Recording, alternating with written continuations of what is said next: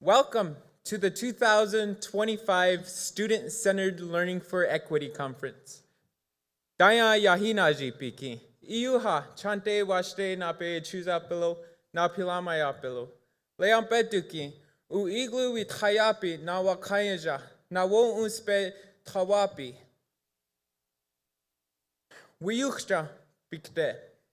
As we gather, it's good to see everyone standing here. As we gather here today, we think about the children and their education.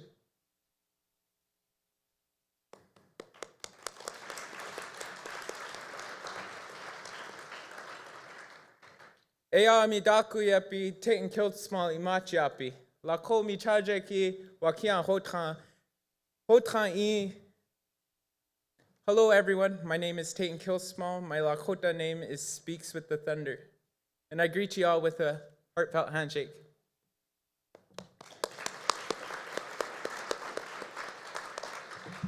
Good morning. My name is Kate Robinson. I'm a sophomore at Lakota Tech, and I'm excited to be here with you guys today. I serve as a sophomore representative in my student council, and I enjoy pushing for change in my community. I play volleyball, basketball, and track outside of student council, and I hope you all have a great time and learn something new.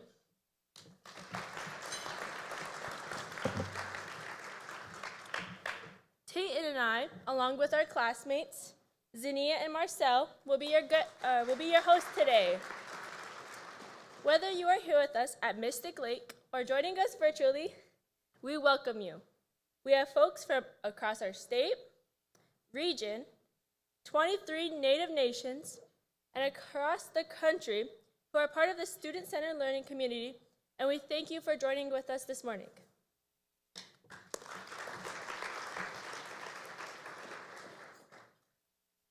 Before we begin, it is important that we acknowledge the land we are on. We are on Dakota, an Anishinaabe land.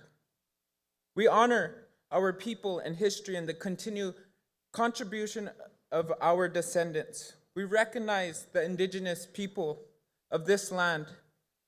Welcome the U.S. government with signed peace treaties. Those agreements were broken. We were met with systemic genocide and assimilation. We honor that today we gather at Mystic Lake Event Center, which is owned and operated by the Shakopee Mdewakanton Sioux tribe. We remember that our country was founded upon the unpaid labor of African peoples who were abducted and transported to this land from the African continent. We also honor the ongoing contributions of their descendants.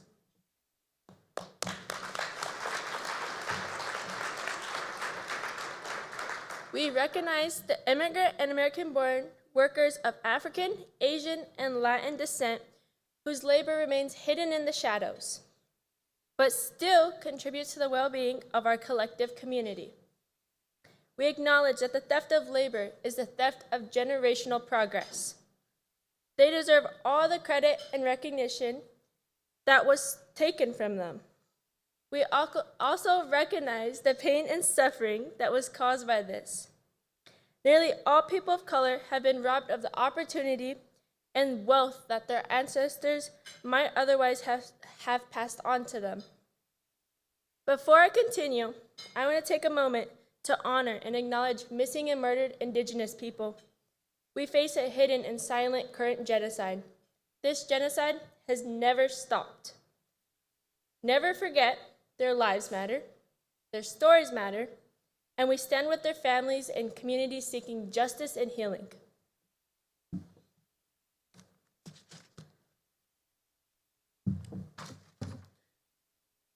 Thank you for observing our land and labor acknowledgement. To open the conference, we are honored to begin with a song and prayer by our wonderful friends and co-conspirators, Elders Dave and Betty Archambault. Please join me in welcoming them to the stage. Chante washte machapi, oloa hoye makiayo. My name is Betty Chante Washtewi, Good Heart Woman. And I would like to sing a song, a prayer song to start this out with. It is a prayer song that was made by John around him for his grandchildren and his children, because he said we're having a hard time in this age. So that's why he made this song asking for help for all of us. Oh yeah,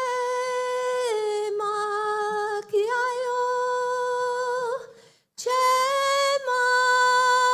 makiayo,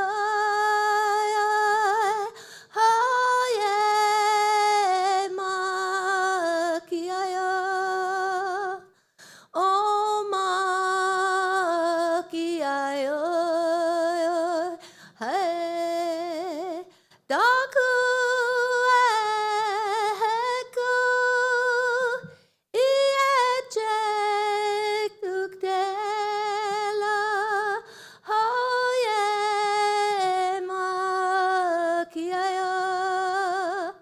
Yani pikteloy, hey, oh yeah, makiayo, che makiayo, oh yeah, makiayo, oh makiayo, hey, daku eko iajek tuktela, oh yeah, makiayo, yani pikteloy, hey, mitakuye oyasli, pilamaye.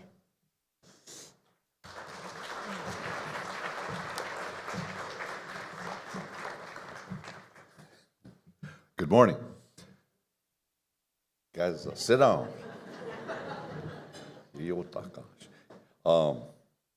Yeah, my name's Dave Archambault from the Standing Rock Sioux Reservation. That woman right there, we've been hanging around for about 50 years or more, say more. She's from the Pine Ridge Reservation, where these fine young Indians are. Omakia, if you heard that in that song that my wife sung, that means to help us. Omakia. She does it very well. And I would just like to say that's what it's all about. We're asking the Creator for help. Why? Because we're pitiful. You know, we're unshikalake. We're everybody's pitiful. I mean, nobody that you know that we have is, we're all pitiful and we need help. But there's another great aspect about each and every one of us in this room. And I'd just like to say we had great things that were handed down, and it's well recorded. One of the ones that's got a lot of things that were brought down from our people, and everybody here has cultures that have great histories and past, and help guide us. This guy's name was Black Elk, and he had a son named Wallace. And this is what Wallace said. He said, each and every creature has medicine. Each and every creature has medicine. Everything and everybody has been given medicine to heal. The two-legged, that's us guys. There's four-legged, there's winged, but we're the two-legged. The two-legged have the greatest medicine when they are working together. So let me just say that I think that just by looking around at the room and seeing you people in this room, young and old, I think we represent a great medicine. We all represent a different way of helping our children learn to be and be in a good way. So that's our medicine. That's very important. And we ask the Creator to help us, and that's that prayer. And going on that, there's a Nobel Peace Prize, that fellow said this. It's very important to what we do here today and what we're going to do here today. A life devoted to attaining personal goals can be admirable and satisfying, but it can be enormously enriched when we use our talents and time to improve the lives of others. That's what you guys are doing. Our souls are not hungry for fame, comfort, wealth, or power. Our souls are hungry for the meaning. They're hungry for meaning, for the sense that we have figured out how to live so that our lives matter. Our lives matter, so that the world will be at least a little bit better for our having passed through it. If we realize this before it's too late, we're less likely to dishonor our families and our legacies with dishonesty and selfishness. Success is not enough. That's the significance. We all have a great success.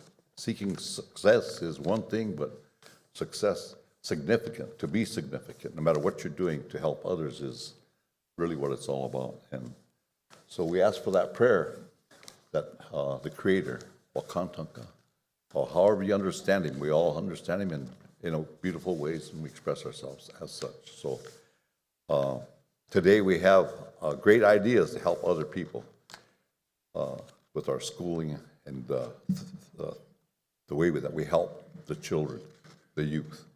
So with that, I'd like to have you guys all have a good day, a good learning day. Washte, Hechitu Yellow. Thank you.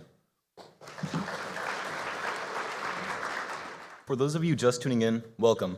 We have a fantastic opening plenary planned along with an incredible lineup of speakers and breakout sessions planned for today. As we dive in, we want to take a moment to set the tone and get everyone energized for the day ahead. And to do that, please welcome Jackie Statham Allen from the Bush Foundation and Alex Vitrella from Education Evolving. Muy buenos días. Good morning, everyone, and welcome to Student-Centered Learning for Equity 2025. This event is special because of all of you gathered together in community. Whether you're joining us virtually or here in person, we are so grateful for your presence here today.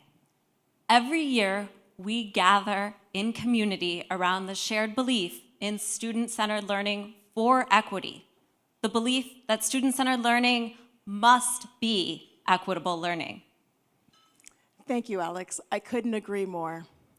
The Bush Foundation is so honored to support today's event and the movement that it represents. But we also know that our contribution is just a drop in the bucket compared to the size of the large institutions, such as education systems, that we must change, that we're all working to change. We know that large institutions, they must shift. They're like barges. They turn slowly, but they do turn. And you, the educators, the innovators, the community leaders, and of course, the students, you're the ones shifting and guiding their courses towards a better future. So with tenacity, persistence, and patience, we are guiding these institutions to the communities and a better future that all of our young people deserve. It's an honor to support that work.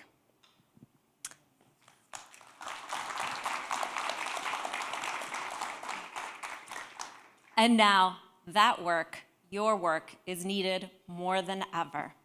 As you all know, we are living through a time when the very concept of equity and education and the very humanity of our students and families are under attack in ways that feel deeply personal. Ustedes también saben que nuestras familias, nuestros abuelos, nuestros bisabuelos se esforzaron demasiado para que nosotros pudiéramos estar aquí hoy luchando para la vida que ellos soñaron. Our ancestors have fought these fights before, and they, as our theme suggests, will continue to guide us now. It's also worth noting that these attacks, like those on DEI, reveal a disappointing lack of imagination by those who wield them. Elevating diversity does not diminish merit unless you fail to see the merit that is inherent in diverse communities.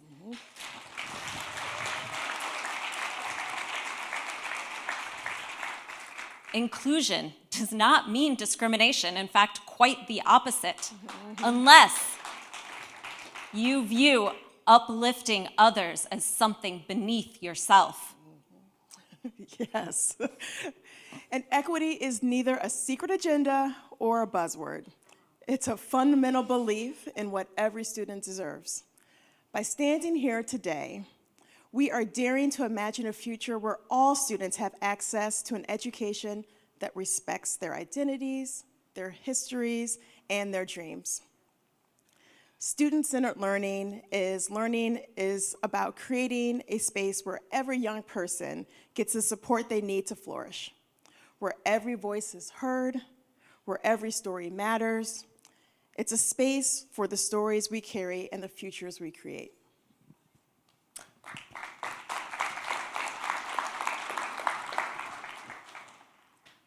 To all of you in this work who have chosen to be here today, we don't take your presence for granted. It is an honor to host you.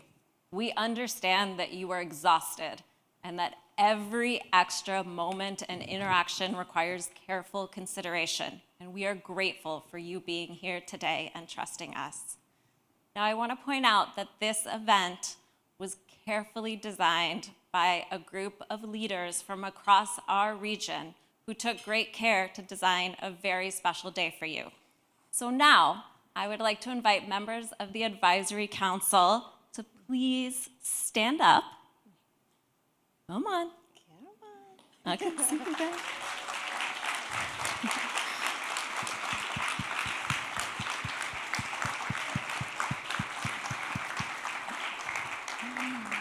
Thank you to all of you for all of your brilliant ideas. Welcome, this is your movement. And what a movement it is. We have nearly 650 people joining us today. There's 500 or so of you here in person and over 150 people joining us virtually. We hope that today you will meet wonderful new friends and colleagues who will inspire and fuel your work. Okay. Speaking of connection, we all know that we're stronger together, and yet sometimes meeting new people is hard. So we've built in some time right now for that connection. It's also an opportunity to get that blood flowing, to move around a little bit and get ready. So when you checked in today, you got a bingo card. Does everyone have that bingo card? Alrighty. We are going to play some music for about 30 seconds, and we invite you to move around. If you want, dance around, your choice. And when the music stops, turn to the person closest to you, introduce yourself super quickly, and then try to fill out a spot on that bingo card. How? May everybody find their seats. We'll be getting started back up here. Thank you, Miss Jackie and Miss Alex. We hope you are all meeting some wonderful new collaborators and co-conspirators. Now, before we continue on, we'd like to take a moment to introduce ourselves, for we are more than just little elves. Zania Iron Eyes Imachiapi, na Lakota Chaje Wichanagi Wanchin ya Picha Wichasha. Chante Washte Nape Chayuzapi. My name is Zania Iron Eyes, and my Lakota name is the Ghost Man that is dependable. I greet you with a good heart and a firm handshake. I am Oglala and Hunkpapa Lakota. I am a senior at Lakota Tech High School and am on student council as a representative. Next year, I plan to go to Concordia College in Moorhead, Minnesota. Yeah. It's about 3 hours from here. I plan to major in political science, and I will also be wrestling there. Hello, everyone. My name is Marcel Swallow. I'm a junior coming from Lakota Tech High School and a proud member and vice president of our own student council. Outside of student council, my hobbies are chess, listening to music, and reading poetry books. But I think that should be enough of me and Zania for now, as we also want to introduce our helpers, our fellow council members of Lakota Tech here with us today.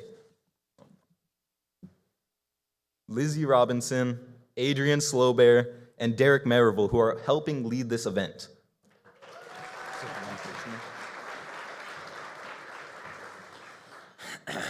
Hey, now I have the honor of introducing Dr. Chris Emden. Dr. Chris Emden holds almost too many accolades. He is an alumni fellow at the Hip Hop Archive and Hutchins Center at Harvard University.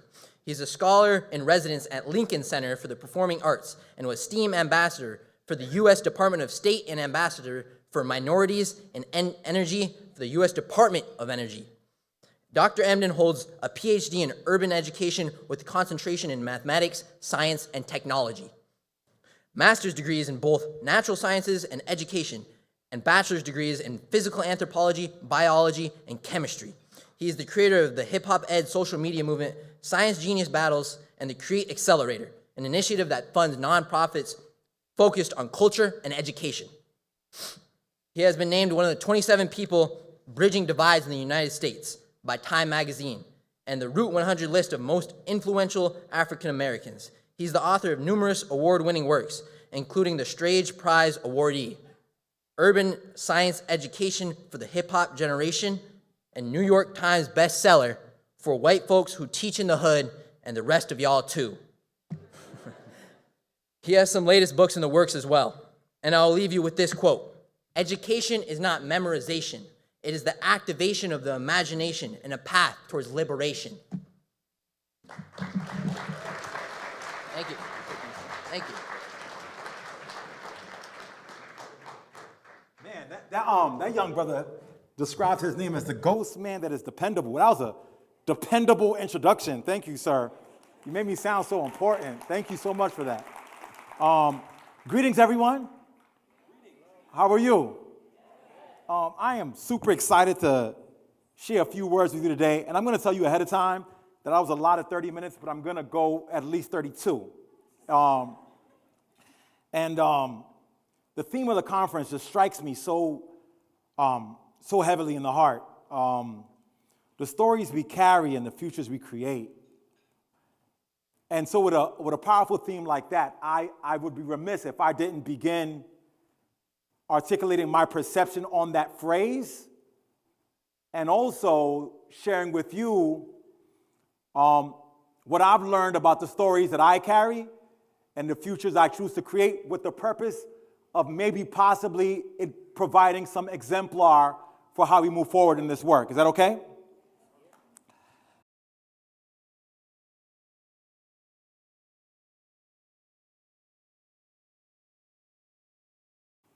Thank you, Dr. Emden, for that inspiring conversation.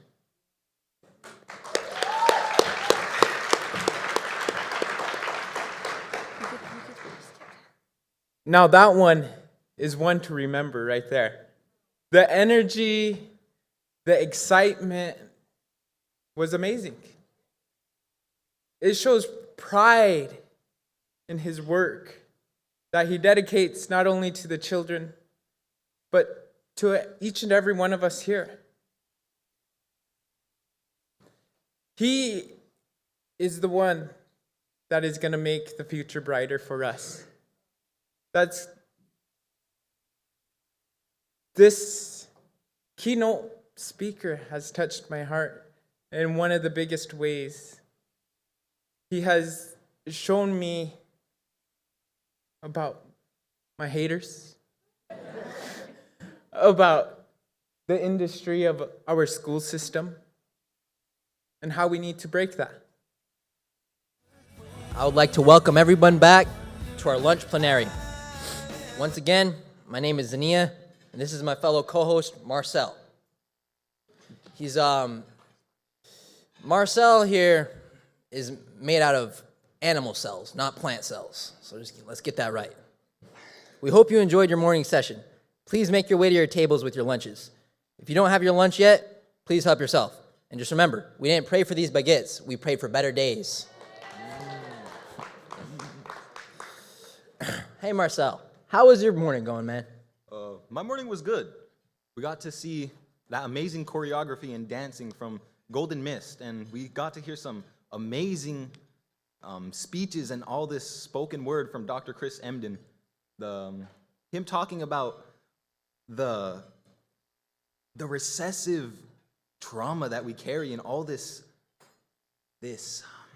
education we can pursue. Yeah, man. It really touched me. Yeah, that stuff is crazy. It's the science that backs it up, but we've been known that, you know. And they're trying to act like they're proving it, but we've had this ancestral knowledge for time immemorial. Well, anyway, Marcel, guess what? What's that? Today we have nearly 500 people in this space. Ooh, And over 150 folks joining us virtually. that's incredible. That truly is incredible, man. We are a growing community movement of student-centered learners and leaders. Can I ask all the K-12 students to stand up?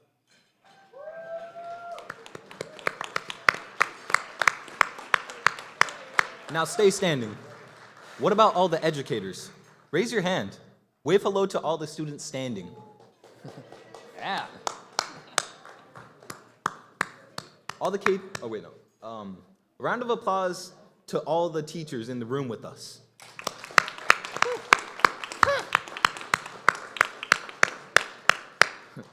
Can I get a show of hand for all the elders? Yeah, my man. All the K-12 students, look around. These educators and elders, they're here for you. Now let's give ourselves another round of applause.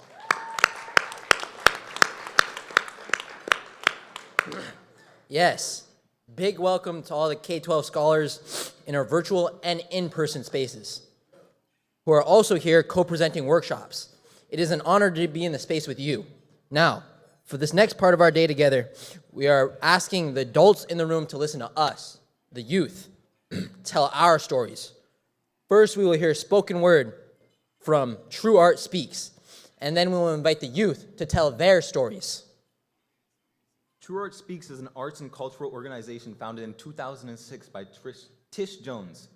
True Art Speaks is based out of St. Paul, Minnesota, and their mission is to create a positive environment to cultivate literacy, leadership, and social justice through the acts of spoken word and hip-hop culture. As a group, their vision is to create and promote a community of diverse voices fighting for the causes of of social justice and equity. They offer unique development opportunities they offer unique development opportunities to many and new upcoming artists and leaders of the arts through the works of direct mentorship, workshops, residencies, public events, conferences, statewide initiatives, and more. Please let us give a warm welcome to True Art Speaks poets Ashay Brantley, Armand McCoy, and Catherine Ann. Peace to the family. My name is Armand. How y'all doing tonight? Or today, should I say. My name is Armand. I've been working with True Art Speaks since I was a youth. They gave me a lot of opportunities as a young person, and I got a lot of love for them. So whenever they put an opportunity to speak in front of the people, I always show up. It's a poem called Black Power. There's power in our hands. Our ancestors attained it. And you're here with your heart. And your heart is here, ain't it? There's proof of your power while your heartbeat is banging, while thoughts ringing. Through profound states of being, a human's nature. There's power in the nomenclature and the feeling. So speak life and move light through all actions attached to your name and mean them. You're real, influencing the particles of this plane, intending upon the molecules of your aim. There's power in the land the creators ordained. But in the current scene, how these actors have framed it, it's a whole different power kept out of circulation, a false power that corrupts at the moment you taste it. But in our hands, power draws righteous changes, and we're tasked to move power around and remain in good graces by maintaining right relationship with the earth and the universe and one's heart, one's family, one's work. The power's present from the start, from one's birth. Certain powers they can't steal. Like how there's power in our communities still. Though times can get ill and we've seen lives been spilled, and we're out through rat races and bloodstained battlefields, there's power in redirection, though subtle. So be wise and precise when you decide to move muscle, for an ounce can move 1,000 pounds or yet double. There's power in our gathering, in starting good trouble. Shaking the towers where they're cowering, planting flowers in hood rubble. And it's power in our will, choosing right despite plots on our minds, passing down plots to our kind. I'm talking both kinds. Evil works overtime, trying to force us to lose sight. So the fact we stay woke, keeping rhythms and rhymes, keeping movement and breath, keeping soul, keeping drive, that's the reason they fail to control paradigms. We know where real wealth lives, when through embrace we dispense love and God's grace to our kin. There's power when we choose what to do with our skills, when we seek out new talents to add to our guild, to give back to our chosen and to watch people heal. That's how power feels when it's real. And since evil operates all of their deals, it's clearer by day how they feign power and fake it. Because for them, real power isn't easy to grasp. And throughout all of time, you'll find struggles to take it. And we've witnessed raw wrath through the wars that they're waging, so we plan revolutions. That's a power's transmutation. And this reality active. Every day power changes in the way it exists, it supports, or engages. So our choices, they matter. Every second we make them, we build a foundation. Understanding we exist in future situations, seeing how power can build or burn entire nations. This is ours. By birthright, true powers we came with. There's power in this place. We all take part in shaping our natural powers. The ancestors gave them. Why claim them? Because we're natural visionaries. And to have seen dreams that call forth the truest essence of peace. How through the very cultures we keep, we've defined what it means to be free. All rounds out to mean that we as communities enshrine our beliefs with each move we proceed to make. So with all that you do, your power shapes fate. The power of your choice determines inner states and the state of the globe. So all the time that I take to stand forth in front of my own is to make sure our power is known and that our power grows. So I ask, what will you do with the power that flows through you? Thank you. Thank you. Thank you, Armand. Thank you as well for Church Speaks and for the Student-Centered Learning for Equity for having us up here. This is after The Woman in the Moon by Carol Ann Duffrey. Darlings, I don't write to you from the moon. Do you know how many have been up? 12 walked, 24 flew to. Who here knows who's walked on the moon? It's all American men. If anything, as an American woman, I almost had a starlight shot. Right country, wrong sex, a lot of people feeling this way right now. Epidemic of mismanaged expectations, navigating globally to try and see something from a third perspective, from a faraway view. Through flying around and finding out, bless the sons and the fathers, bless the moon and the walkers and the rockets and the launchers and the landings and the 3, bless the 2, bless the 1, but not the women. Leave her off. Down there. You think men will let us off this planet. From what I can see, not so high up, it appears to me, for centuries men have made us keep populating this planet, and now they won't let us leave. I even heard they've been trying to swap the stars with the sea. Hey! I heard you were trying to plan a planet without me. I want a woman on the moon more than I want her in a presidential suite, more than in my passenger seat. The first woman to ever see all of humanity should be a lot like Eve, and I don't think men are going to let us leave. I want a woman on the moon so badly I would even let it be me, and I know if they let me up there, if he lets me up there, there's no way I leave. Me and her and her and her and she, if all the women went to the moon, do you think we'd count sheep? Make the cheese board and talk about how the boots hurt our feet? What have you done to the world? Where half of it isn't even allowed to leave. I can't get a little patch on my sleeve. It's all I want, really. All I see. A woman in an astronaut suit standing on the moon. And maybe a man stands off screen and they take a picture and they send it back to Earth, back to me, and I size her down smaller and wear her in a locket like a girl. The woman on the moon around my neck, her size 8.5 boot imprint on a Baroque pearl. I think we have to get out of here. I think we have to get women off this planet. I think if American men get to walk on the moon, they have to let American women up there too. I'm not even shooting for the whole world, just a country I can believe in, be it the moon or little green men or women or me. I'm just looking for someone to look up to. A model in the sky. Last August, the news said there was a potential for a woman to fly by the moon. She's not going to walk on it. There's no footsteps up there for her to follow yet. But I think if we're going to elevate anyone again, she should have average-sized feet, and she should like to count. 3, 2, 1. Good afternoon, everyone. My name is Hauti Bronto, and this poem doesn't have a title, but I'll just start. So I'll wear my black girl braids and childish hair, intertwine my locks and hot comb the spare. I'll got to be my edges and perm my roots. I'll even create a trail with a cornrow or two. I know my colored alphabet's 1B to 33. I know the tactics they use to tactile my hair is 4B. Designed to be perceived by touch I see, I'll stretch out my hair and hold space for you and her and me.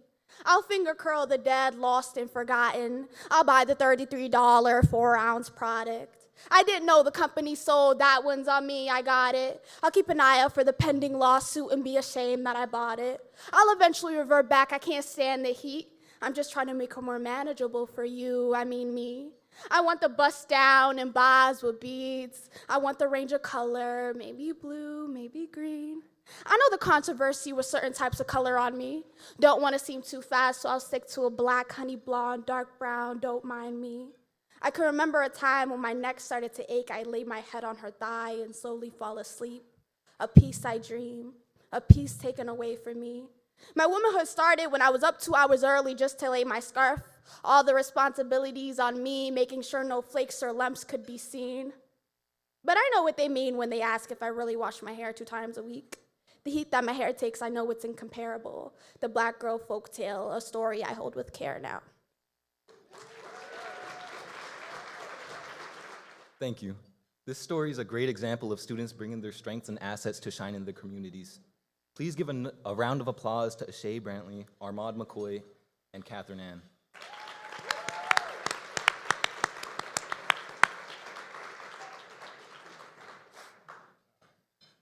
Those poems were really moving.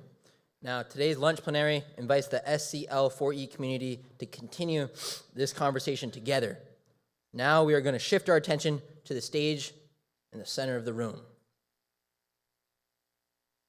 As they make their way towards the stage, I'd like to introduce today's panel moderator, Doyen Cooley, to the stage. Doyen is a dedicated advocate for youth empowerment, ensuring all young people have the opportunities and support they need to reach their goals. She now brings her expertise to Achieve Twin Cities, where she is currently the career and college coordinator for four Minneapolis alternative high schools.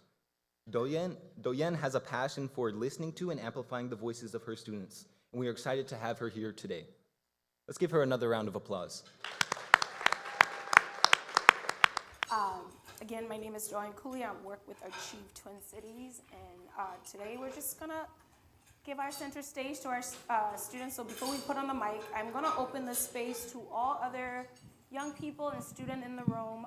These 2 chairs and all the other chairs, we're gonna have, oh, I'm so sorry, honey, are you okay? We wanna welcome the young people in this space today so we can hear your voices. So I have a couple of questions for our students up here, but I'm also inviting all the other students in the room. If at any point you feel you would like your voice to be heard by all of the adults in this room, you are so welcome to come join us on stage. Right? We welcome you, please, in your voices. So we're gonna get started. And can we start over here with introducing yourself? Have my students introduce their self-name, pronouns if you like to share, and then what is one of your favorite part of today so far? We can get started. Yep. Hello. Hi, my name is Sadiq Ahmed. I am a senior at Heritage STEM Academy. What's been your favorite part of the day so far?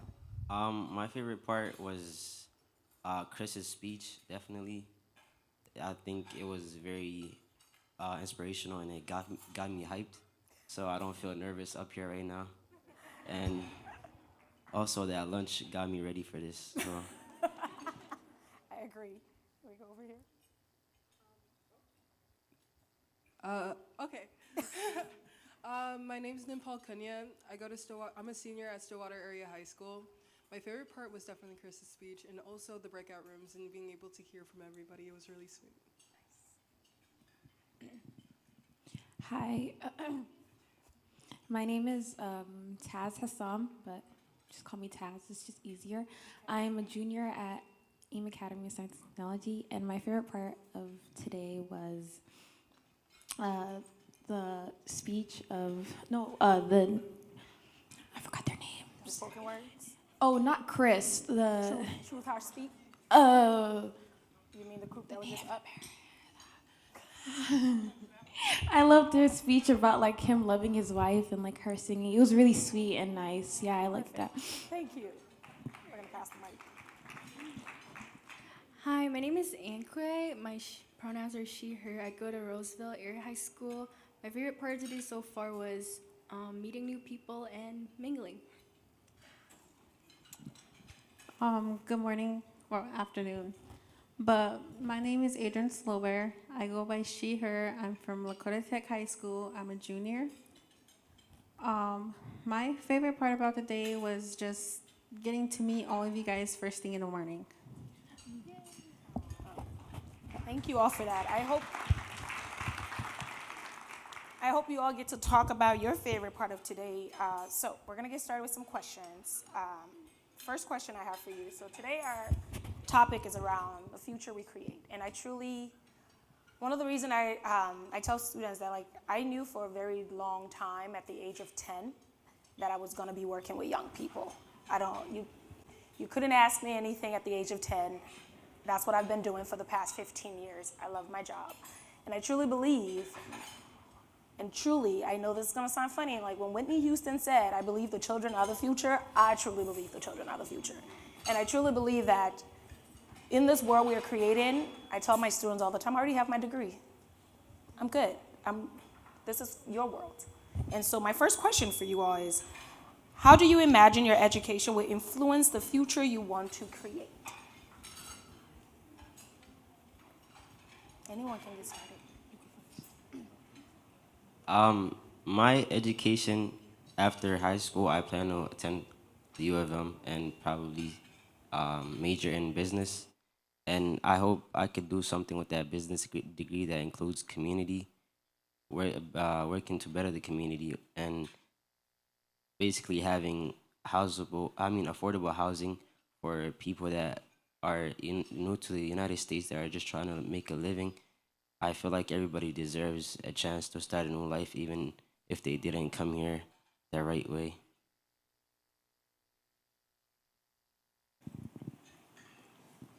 Anyone can answer. We don't have to go in a circle to answer the question. If you feel the question is calling you to answer, please. What was the question again? Yes, I can.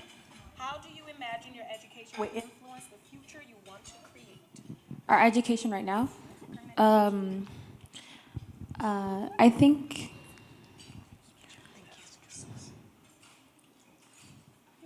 I think it would help our education system because like us becoming something in the future would like really make like a big step up because like we are like the new generation and just like in general. And like as of right now, I volunteer at a hospital, so like I really like want to be like in the medical field and put my foot in just like as soon as possible. So I plan to go to college at the U of M and major in sociology. I don't know, I'm just hoping to make the world a better place, maybe even just a little bit. But I do worry that my current education won't set me up for just like basic life skills, like, I don't know, navigating the taxes system and like, yeah, stuff like that. I can tell you as an adult, I still don't know how to navigate the taxes system. I think we can all agree on that, and we could all use some help on that.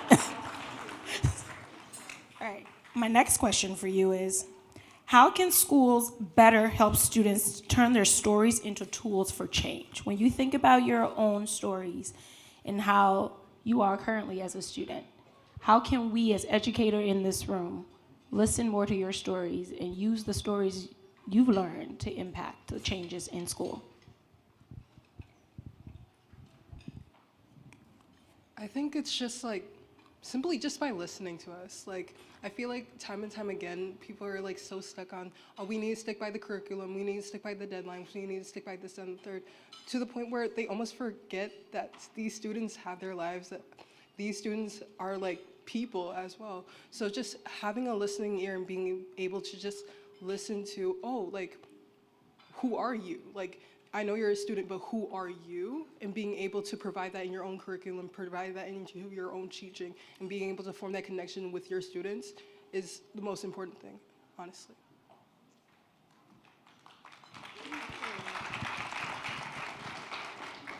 So I'm gonna basically just go off hers because like people, well, like educators, they are like, we need this done, we need that done. But people, like students, they have like personal lives and hard lives, and sometimes they need that extra help. So they just, yeah.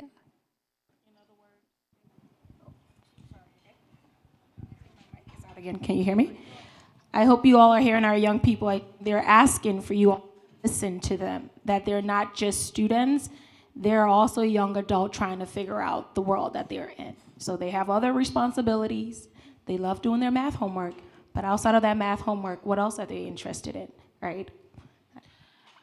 At the same time, like, I'm just gonna like piggyback onto what she said as well. If you guys are listening to us, at the same time, if you guys do listen to us, we're not being heard.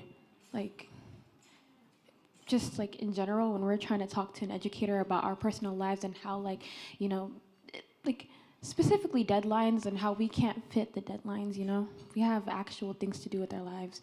We're just, you know.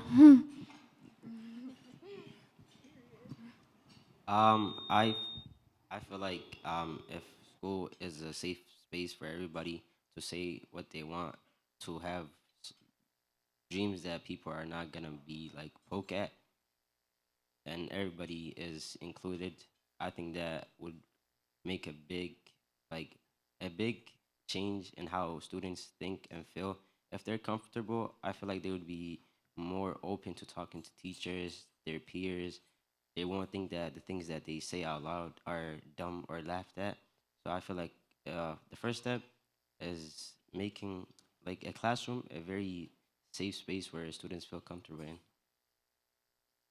That, how can we as educators in this room make a classroom? What are some things, if you can give me an example, what are some example of us, what can we do to make it the space for you all when you enter those classrooms? What can we do to make it safer?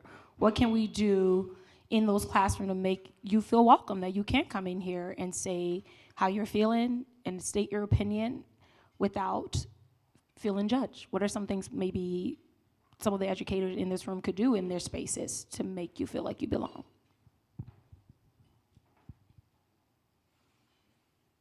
I'm also throwing that to any students.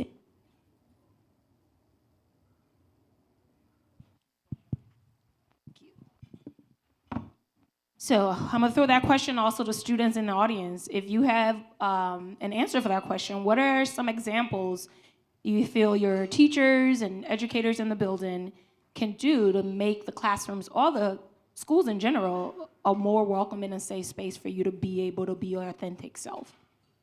I remember a part of Chris's speech about teachers being themselves when they're with their friends, but then when they step into a classroom or a school environment, they, like he said, they act like jerks.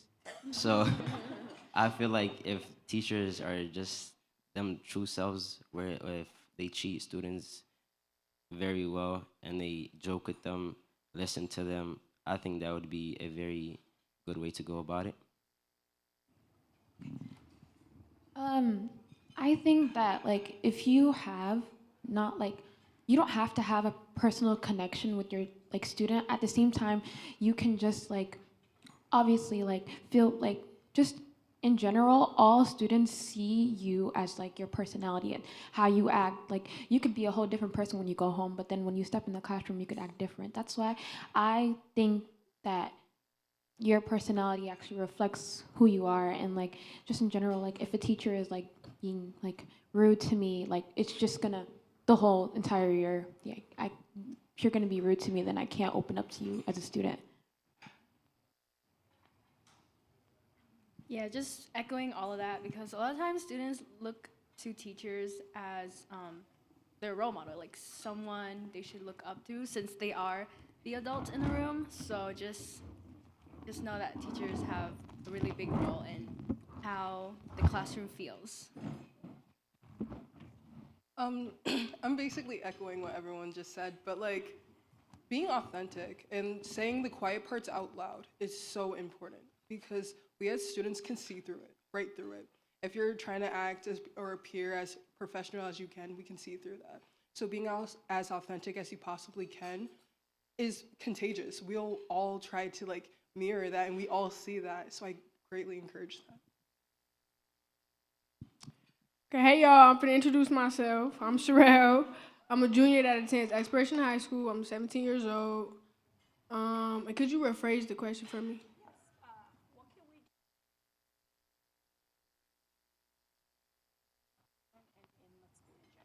Okay, I bet that.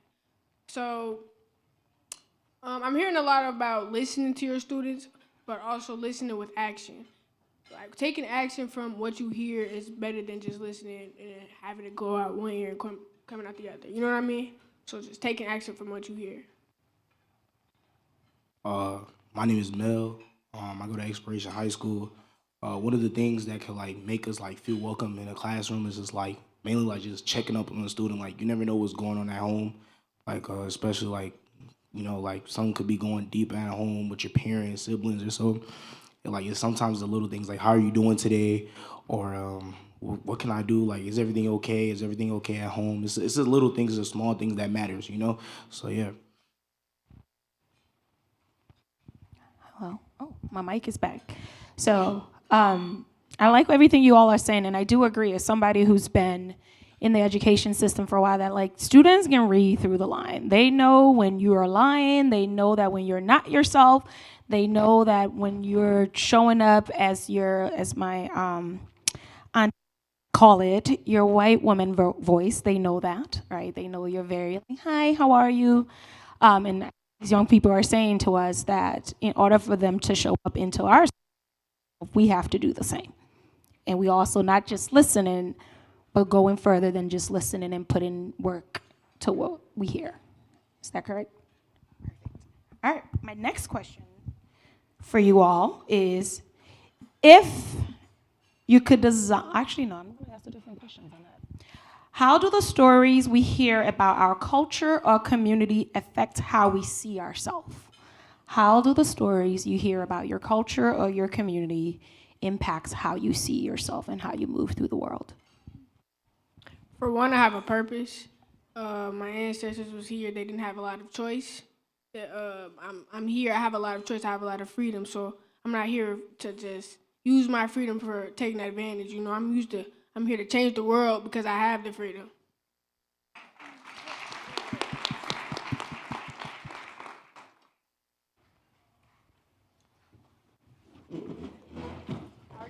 Our stage is just going to keep getting bigger. We have a lot to share with you all. Sure. You want the question again? Yeah. Okay, I got you. How do the stories we hear about our culture or community affect how we see ourselves? It affects how we see ourselves because like all culture, like our identity in general, it just like it is part of who we are. So like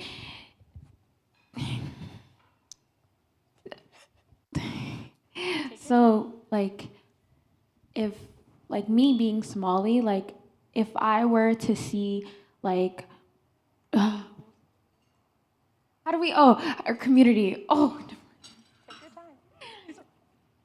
I think I'm okay. So I think like just in general, you being a part of your community is like helping a lot, cause like Yeah, like what Shira said is she said that her ancestry here not like long ago, and she has the freedom and the choice to do whatever she wants. But then back then, her ancestors didn't have the choice. So I think like being just a part of your culture and showing up and doing these things, like it really matters to people and just in general who you are. Yes, you can get the question again. How do how the stories we hear about our culture and community affects how we see ourselves? What a great question that is. Thank you. That is. Our culture is us. It literally is us. It lives within us. It's our spirit, it's our heart, it's our mind. And we got to be able to connect with it on a different level. We got to be able to see ourselves as our ancestors did, you know? We got to live our traditions through our values, fostering a sense of hope. Our culture is something else within us. It gives us guidelines, a sense of direction to follow, to find yourself, your inner spirit, your inner mind, and in your heart. So through culture, through our language, through songs, through dance, whatever that may be, that's the way we find ourselves. And in the Western Hemisphere, are the white man's mentality of society, they don't really show that. They don't show you how to find your inner self, who you are.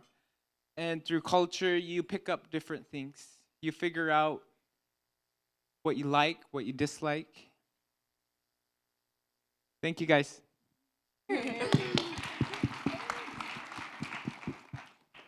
I think adding on to what Sherelle said, it's like, you know, back then, like, because I'm Liberian, so like back then, like yeah, back then, like, you know, like you couldn't do a lot of things, you couldn't go certain places. So like now today, you gotta live up to what they did, you know, like you gotta continue on like their history, you know, and you know, like it's hard out here because you know you gotta sometimes like not take things for granted.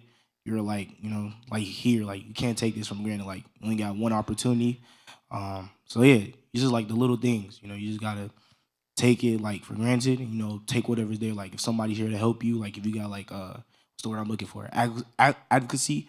So like I think I said it wrong, but yeah, but you know, like having like people to help you out in your community, you know, that's how you see your culture. Like especially like if you see another Liberian, like you know, they both got the same, you know, help them out, you know. So yeah, there's little things like that. I want to share something about my culture. My culture, our people are considered nomads that just roam around their continent. They go from one place to another. So if they go to one spot that's going through a drought, they go to the next, and they go to the next, and they go to the next. They keep on trying until they find a place that's suitable. And I see a lesson in that, which is that you always have to push through all the hardships that come your way and lead your people to a good time, and do not waste the opportunities that are given to you.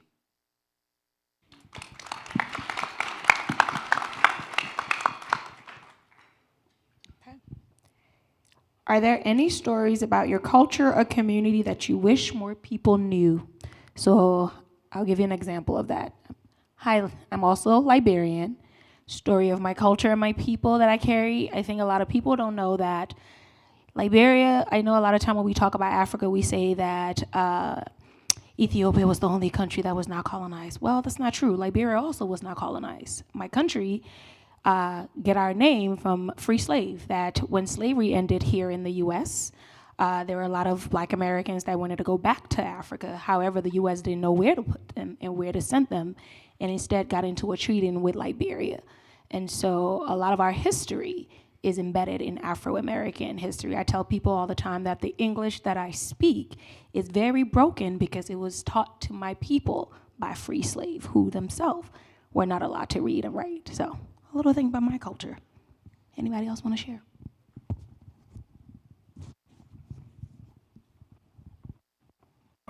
I think one thing people don't know about is like how like Liberians got here to America like today. Like my parents, like there was a war that happened in Liberia. That's how I'm even here today, you know. It was a dangerous war, a serious war.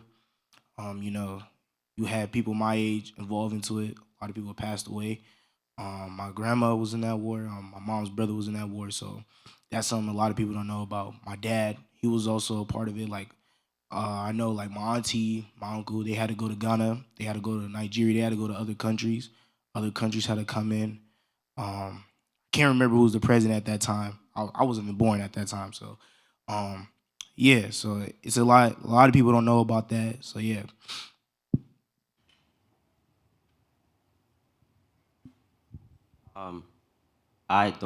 Some things that I don't think people know about my culture. First of all, I'm Somali, and the place I come from is surrounded by seas, and we have the longest coastline in Africa.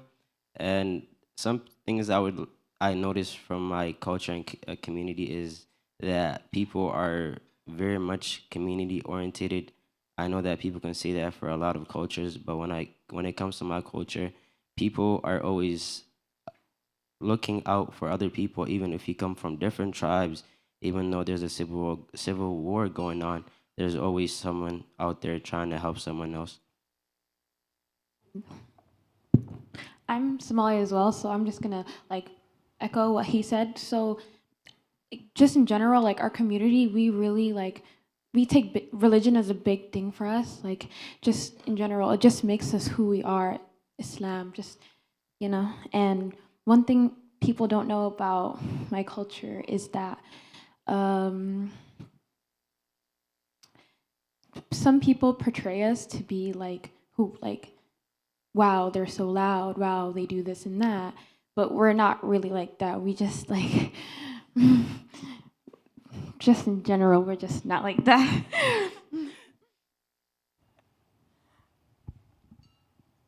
Anyone else want to answer that question?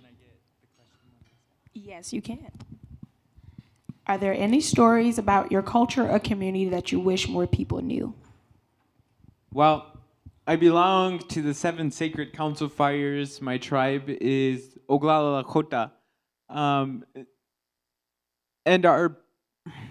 this is kind of unbelievable, but this is where my people first inhabited this region, Minnesota. And we migrated down towards the west to which is now located in South Dakota. You know, and at one point, our people were all Dakota people. We spoke one language.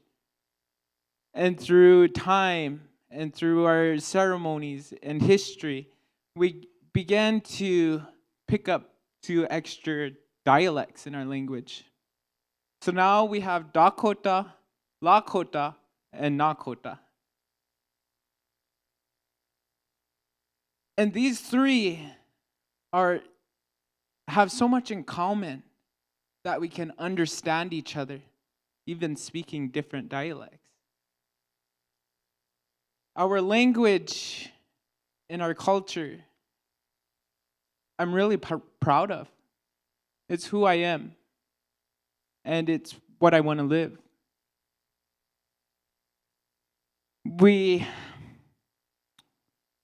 Oglala, the term Oglala represents scatters their own. And we were a nomadic people. We followed the buffalo. Where they went, we went. That was our house, our clothing, and our food, our supplies. Not one part of that buffalo was wasted when we killed it, because every life is sacred, no matter what it is, no matter if it's an animal, Every living thing, every atom that's around us has a spirit, has feeling, has emotion. And we as Dakota, Nakota, and Lakota people agree with that. So thank you guys. So we might have time for maybe one more question. And so I'm going to throw it to you all in the audience and give you, anybody wants to ask these lovely students up here one question. If you don't, I have more questions, but just giving you the chance. Yes. What are you most proud of as a student? What are you most proud of as a student? I'll start. Me. I'm just so proud of me.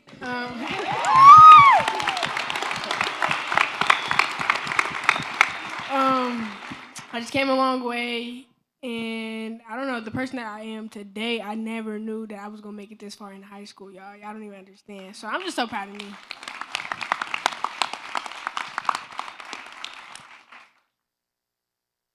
Man, wait, can you ask that question again? That was a tough question. I ain't gonna lie. Man, I was proud of like my schoolwork. I ain't gonna lie, turning into my work. I ain't gonna lie, cause freshman year I didn't think I was gonna get it done, but here I am. Started from the bottom, now we here. So.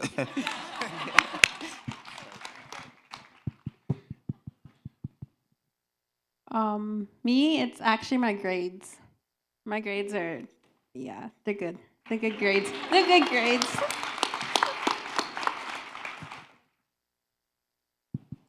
I would say I'm really proud of how I've been able to balance school, like do well in school, and also all the other aspects of my life. Because as a young person, you're not only figuring out school, you're also exploring who you are. Like you yourself, you're changing, the people around you are changing, you're having a lot more responsibilities. And it's just like really hard because school, like the education system, they cram a lot of information into your brain and it like can be really overstimulating. But yeah, just navigating that.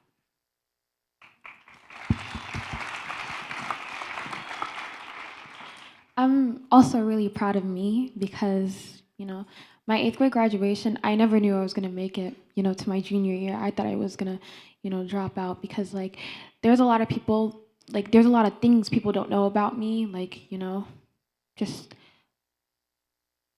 me.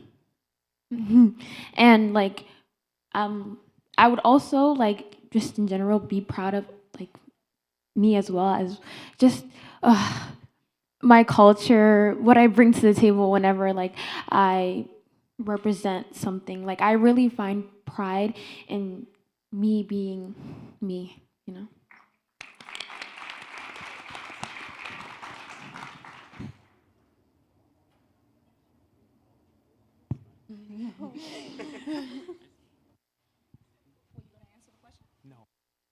All right, well, that's all we have for you all today. Thank you all for your time, and thank you all for being up here with us. And now, for our final performance, excuse me if I mispronounce, I'm excited to introduce Academia Cesar Chavez Baile Folclorico Grupo.